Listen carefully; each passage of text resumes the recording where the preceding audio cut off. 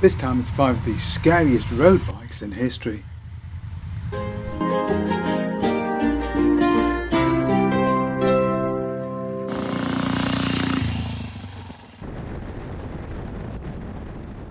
To riders today, it's going to seem very strange to talk about some of these machines in terms of them being scary or just plain dangerous.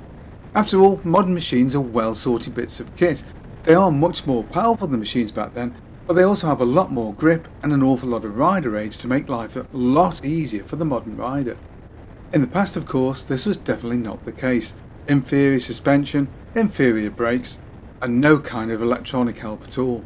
It was all down to the rider's common sense and control of the throttle. And as we all know, motorcycles and common sense aren't always two things that go together very well. And so without further ado, of 5 of history's scariest motorcycles.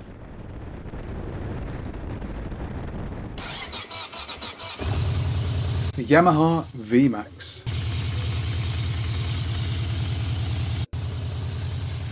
For me, the VMAX is the kind of motorcycle that could only ever be produced in Japan, because the machine has a heady mix of technology and craziness you just wouldn't find anywhere else. The bike was first introduced in 1985 and employed a 70-degree V4 engine of 1197 cc's, with a bore and stroke of 76 by 66. Claimed peak power is 120 horsepower, a massive figure by 1985 standard, and this is in part achieved by the use of the VMAX system. This uses a valve system which opens at a predetermined RPM and effectively provides each cylinder with 2 carburetors. To dampen all this down, the bike has a dry weight of 271 kilos or 597 pounds. That's 631 pounds fully fueled. So I'll imagine at this point you sort of get an image of a 1980s version of Triumph's Rocket 3, and you wouldn't be far from wrong. With of course one huge difference. This 140 mph behemoth is running on 1980s brakes and 1980s suspension, and with 1980s cruiser ground clearance. And so, as with so many bikes of the period, the chassis is simply not up to the job of coping with the engine's power or torque, and if pushed on, the bike ran out of ground clearance surprisingly quickly.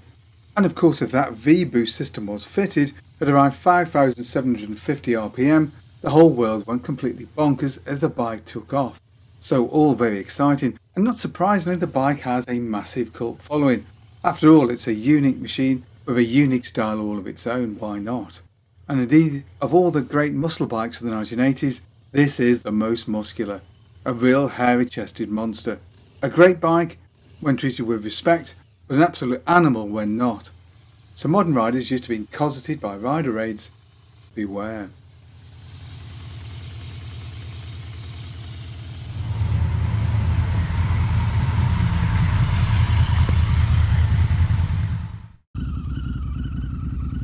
The HarleyDavidson V-Rod.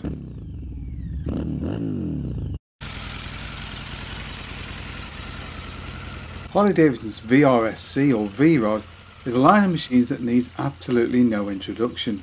The bike was initially introduced in 1999 and was the result of a long development program which had used Porsche as a consultancy.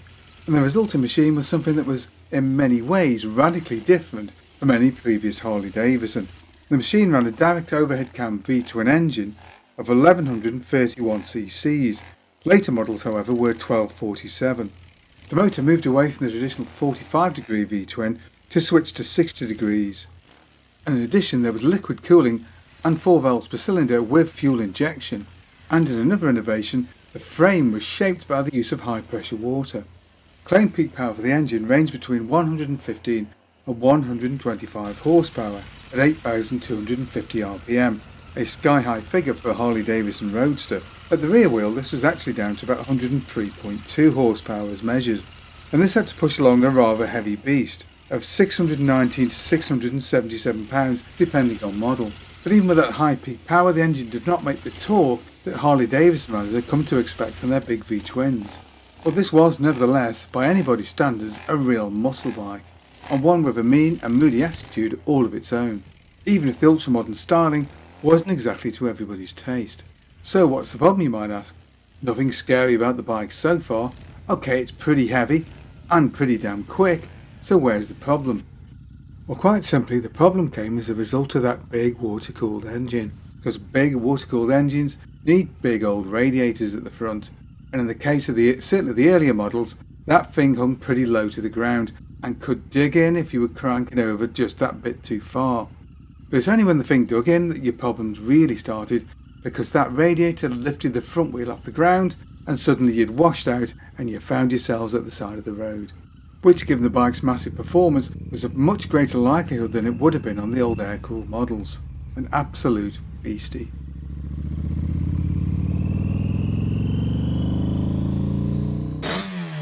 Suzuki RG500.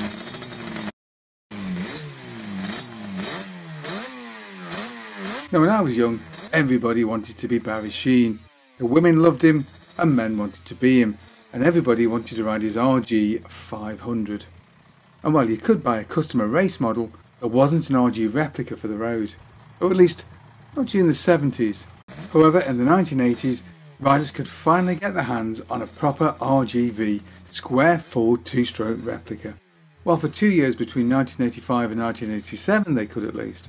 And what a bike it was, race-style perimeter frame, anti-dive forks and powerful brakes, and an engine which outperformed all the other big capacity two-strokes of the period.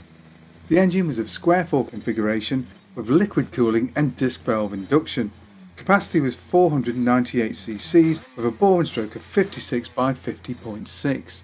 The bike ran a compression ratio of 7:1, and there was even a cassette type quick removable gearbox a la Grand Prix bike. The bike produced some 95 horsepower and weighed in at just 175 kilos or 386 pounds wet weight.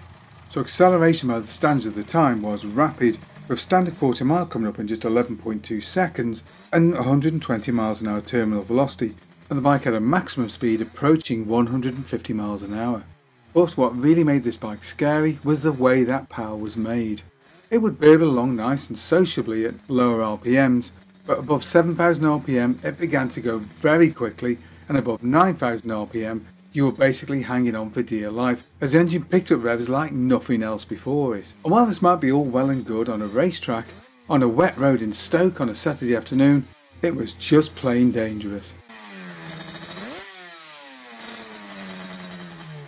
The Kawasaki H500 Mach 3. Ah no, here we have a bike with a fearsome reputation, the original road-going Widowmaker. The bike was in production between 1968 and 1976 and used an air-cooled, piston-ported, 3-cylinder 2-stroke engine of 498.75 cc's with a bore stroke of 60 by 58.8. Now, on the bike's release, Kawasaki would claim 60 horsepower and a 125 mph top speed. These would turn out to be somewhat optimistic on test, but you should expect a top speed in the region of 115 miles an hour, still a very impressive figure for a 1970s 500 after all. And the bike was reasonably light, 188 kilos or 414 pounds wet. So not surprisingly, acceleration was famously rapid, although not quite again what Kawasaki would actually claim, with the bike taking around 13.5 seconds on a UK test to cover the standing quarter mile. Still very impressive, it has to be said. But the problems with the bike were fairly typical of 1970s or late 60s Japanese machines. Power delivery was fairly harsh and abrupt, and the suspension and chassis and brakes simply couldn't cope with what power was being delivered. And the result was a machine which could pitch the unwary rider into a hedgerow.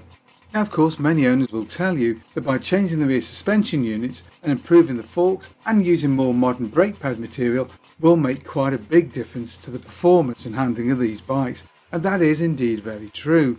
But the fact is, as the bike left the factory in stock trim, it was an absolute monster.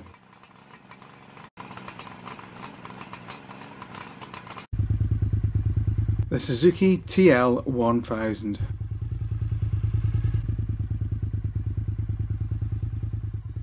Suzuki's TL1000 is perhaps one of the last true great hairy-chested motorcycles, coming as it did in an era just before the Japanese started to dull down the performance of their bikes through the use of rider aids.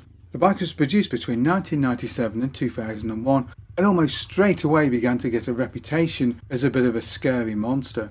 The engine was a liquid-cooled 4-valve, dual overhead cam 90-degree V-twin of 996 cc's. Both the layout and the styling of the bike was definitely influenced by Ducati, right down to the trellis frame, although in the case of the Suzuki this was made of aluminium, rather than steel as used on the Ducatis.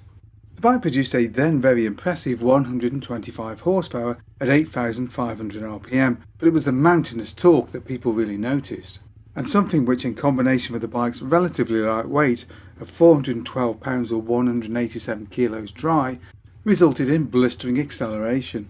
But Suzuki had failed to learn the lessons of the RG500. The bike was far too radical in its general setup, because the bike's wheelbase was very short and the rake angle of the forks was very aggressive.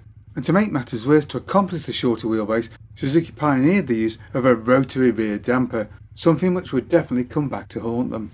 Now, the rotary damper development had been influenced by Formula 1 design, but with the suspension unit placed alongside the engine, the oil in the damper was said to get very hot, negatively affecting the performance of the damper unit, making the bike's already hairy and aggressive ride just plain dangerous. And indeed, it wasn't long before incidents associated with this rear suspension unit began to turn up in the press. In most cases, the rotary damper was blamed as the source of the incidents, but it wasn't solely to blame, with the radical setup of the bike also contributing to some of the problems. Eventually, Suzuki would relent and fit a more conventional damper system to the bike, but by that point the damage was done and sales never really recovered. Although of course there were always those people that bought the bike simply off the back of its reputation.